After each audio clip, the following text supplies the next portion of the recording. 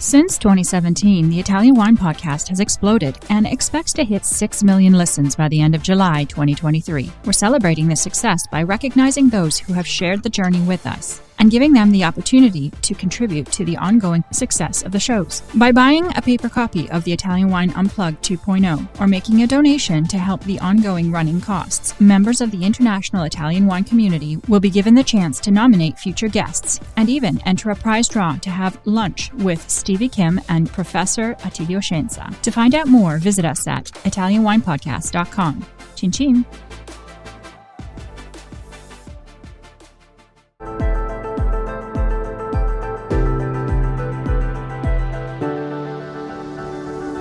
Welcome to the Italian Wine Podcast. I'm Cynthia Chaplin, and this is Voices. Every Wednesday, I will be sharing conversations with international wine industry professionals, discussing issues in diversity, equity, and inclusion through their personal experiences working in the field of wine. If you enjoy the show, please subscribe and rate our show wherever you get your pods. Hello and welcome to Voices. This is me, Cynthia Chaplin, and today I'm very happy to have Robert Maggi with me.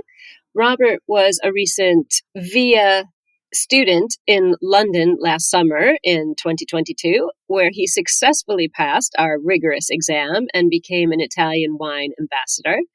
And this year in 2023 at 5-Star Wine and Wine Without Walls, Robert was a judge for part of our judging panels. And he is the owner of WinesnVines in Cardiff, where he kindly hosted myself and Stevie Kim and our team for the Vinitaly Roadshow just in the run-up to the months before Vinitaly Wine and Spirits exhibition here in Verona. So welcome to the show, Robert. It's great to chat with you today. Well, how's it going for you? I know when I was in Cardiff with you, it must have been February time, things were going great as our new Italian wine ambassador. You've got your shop up and running. I know you're working with a lot of importers, and you were so great at bringing Italian wine to Cardiff. Fill us in. What are you doing these days? Yeah, always busy, which is good. We like that, and it was a pleasure to have you in back in February. Really happy that we actually made it happen. A lot of the times I felt, these events would stop in London, so it was great to actually get you guys coming to Cardiff and for you to explore, the city and I guess the new area of the UK. Yeah, there's a lot to be done when it comes to wine. We're really busy with the organisation of our big event, the Cardiff Wine Festival, to be the second edition. Well, you did a great job, and I think both Stevie and I were so impressed by the quality of the guests that you found. There were educators, journalists, people in the wine trade. People were super enthusiastic, and I think it made us realize, as you said, so many wine events happen in London. People are a little jaded.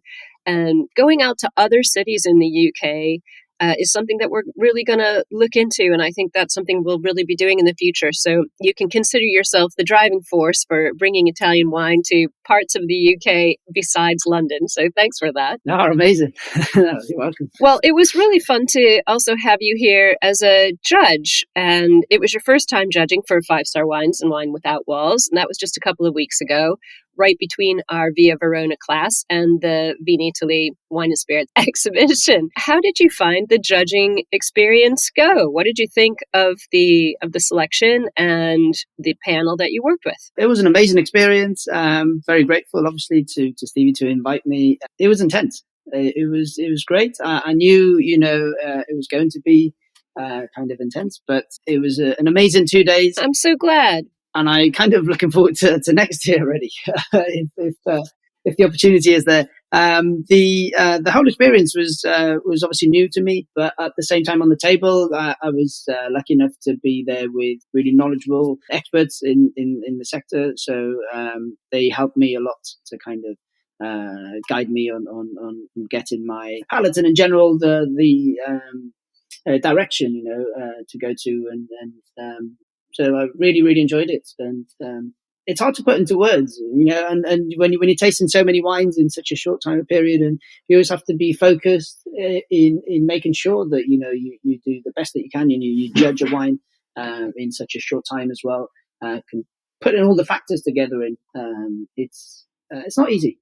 No, it's not. I mean, I've been a wine judge now for 10 years, and it doesn't get any easier, as you say, to limited time. And I don't know if you know, but 2,269 wines were tasted in 2 days.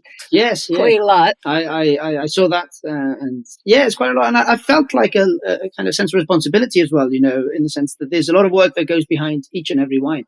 So it's only fair that we judge the wines the best that we can. We're called to do that. Absolutely, it's like trying to judge someone's children. It can be very personal, and I think, as you pointed out, the 5-star wines sort of format is we do have these panels. So there's the panel chair, and like yourself, an associate judge, someone who's new to judging.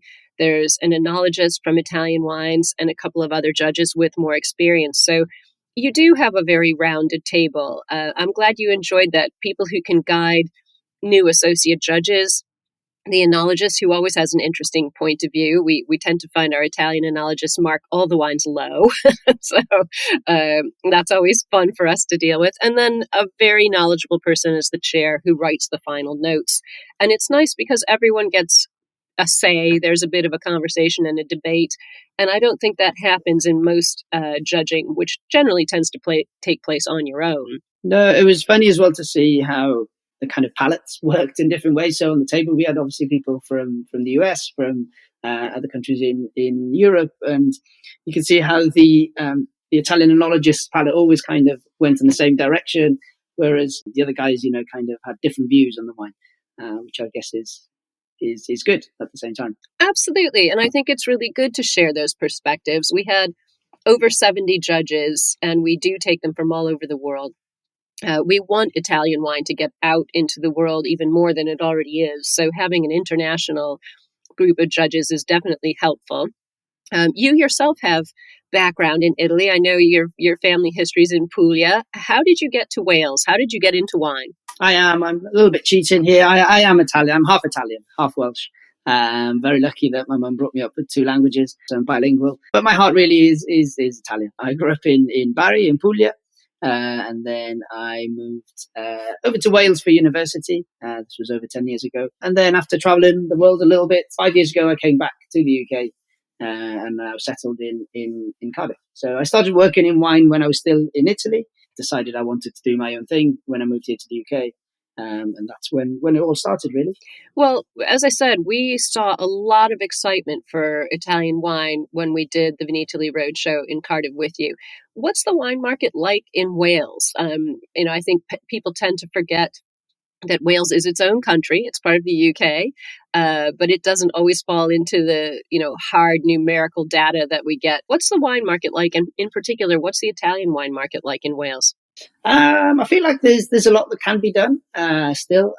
Historically, I think that it's just been invaded with lower quality wines, looking more at the price and the cheap. I'm talking generally here, obviously, but more, it's more on the cheaper side.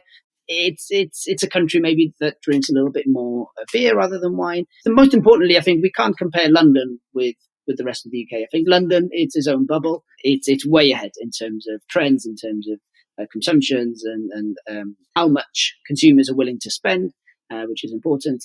So I really think there's a lot that can be done, and we're doing as well in terms of educating consumers into tasting different wines, trying new wines, giving them the opportunity to try new wines, which I felt when I first arrived in Cardiff, the selection was very limited.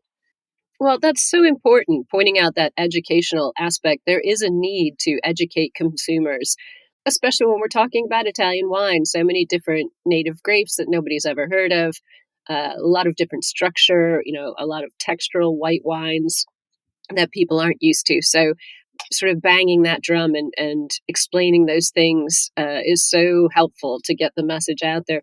What are the top Italian wines that are selling in your shop, in your wine bar? Are you enjoying this podcast? Don't forget to visit our YouTube channel, Mama Jumbo Shrimp, for fascinating videos covering Stevie Kim and her travels across Italy and beyond, meeting winemakers, eating local foods, and taking in the scenery. Now, back to the show. really are the ones that we decide, what we want to push. Excellent. I like that. You take charge of what's selling.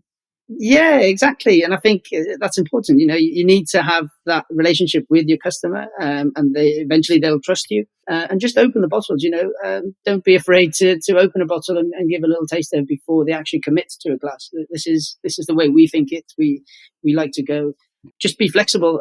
As fascinating as the Italian wine world is, it's a complex one, and it's a very daunting one, I guess. So when you put them in front of all these unknown or lesser known varieties, it becomes really, really difficult for the consumer to kind of make a choice and to put them on the spot in picking which wine they want to taste. It's not easy, so they always fall back into the usual Pinot Grigio or Sauvignon Blanc, which you can't sell enough here in the UK, and that's why we don't have a Pinot Grigio or Sauvignon Blanc in the shop. So we try and kind of look for maybe similar style wines and try and tempt them to try something different. That's great. I like the element of control. Well, it's important because, as you say, people do go for their comfort zone. And if you can lead them a little bit out of there, there's a whole new world to discover, especially when we're talking about Italian wine. So that's really exciting to hear about. Yeah, and the key is to get them back to then taste something different again, and get them curious and get them to explore what we're trying to do here. For sure. Well, let's talk a bit about the Cardiff Wine Festival, because, again, you were instrumental in getting that going. This will be its second edition. Fill us in. When is it? Tell us what's going on. I know I'll be speaking there, so I know about it. But let's let everybody else in on the story. So the Cardiff Wine Festival was an event that we originally planned for 2020. Then, obviously, we all know what happened. So we've had to postpone it for a few years. And last year, we did the first edition, which was held at the Principality Stadium in Cardiff. And it was an opportunity to get the actual producers in contact with the consumers. It is a walk-around tasting. We invite all the producers that we obviously work with, and also new producers that are willing to discover a new market, try something different. And it's a consumer event, mainly a consumer event. Guests will grab their glass and walk around and have a chance to taste different wines. This year we'll have over 250 wines available and have an opportunity to actually confront themselves with the winemaker. That's fantastic. It's a unique opportunity they get. A lot of these people, they've never been to a wine show, or if they do go to a wine tasting, it's never with the winemaker. I think it's a good opportunity for them to learn. Absolutely. And I think this really takes your point about educating consumers even one step farther, or maybe even 10 steps farther. If you can get a festival like this going with 250 wines available, that's a lot of consumer attention. How many guests are you anticipating this year? So this year, around 1,000 guests. Amazing. So last year we had about 500, and we've changed location as it was a sellout event last year. So we've had to turn a lot of people down. So this year we changed location and made sure, we could accommodate a few more guests. Well, what's the date? So anybody who's listening who's going to be in the UK can go. When is it? 24th of June. It's a Saturday, the 24th of June. Perfect. All right. So anybody who's listening who's going to be in the UK, 24th of June, Cardiff Wine Festival, really started and run by our very own Italian wine ambassador, Robert Maggi. And there's 2 sessions, 1 p.m. till 4 p.m. and then 5 p.m. till 8 p.m. at the Parkgate Hotel. Thank you so much for coming on the show today, Robert. Thank you. Thank you very much. Thank you for listening, and remember to tune in next Wednesday when I'll be chatting with another fascinating guest. Italian Wine Podcast is among the leading wine podcasts in the world and the only one with a daily show. Tune in every day and discover all our different shows. You can find us at ItalianWinePodcast.com, SoundCloud, Spotify, Himalaya, or wherever you get your pods.